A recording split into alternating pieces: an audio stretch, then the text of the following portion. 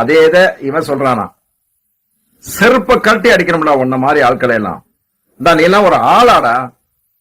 நேத்து வரைக்கும் சினிமால பெண்களை கட்டி பிடிச்சு டான்ஸ் ஆடிக்கிட்டு இருந்த இந்த நாயினி இன்னைக்கு மேடை ஏறி ஒரு கூட்டம் கூடிருச்சு அப்படிங்கறதுக்காண்டி எது வேணாலும் பேசலாமா? அரசியல் கட்சினா, ஒரு அரசியல் தலைவன்னா எப்படா விமர்சனம் பண்றது? நீ வளர்ற கட்சி இப்ப நீ இப்பதான் தொடங்கி இருக்க. தொடங்குறவன் என்ன செய்யணும்? திமுகவை விமர்சனம் பண்ணு. என்ன தேர்தல் அறிக்கையில கொடுத்தது இல்லையா, அதை விமர்சனம் பண்ண. சென்னையில என்னென்ன தவறு இருக்கு, மழைநீர் பிரச்சனை இருக்கு, அது இருக்கு சொல்லு, எது சொல்லு, அதை ஏத்துக்கிறதுக்கு தயாரா இருக்கும்.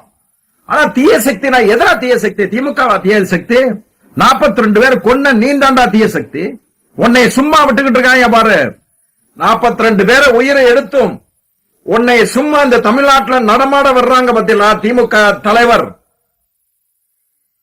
அந்த பொறுமையின் சிகரம், அந்த நாகரிகத்தின் உச்சம், அந்த தலைவரா இருக்கிற ஒரு கட்சியை பார்த்து தீய சக்தின்னு சொல்றதுக்கு உனக்கு எவன்டா தெம்பு கொடுத்தது?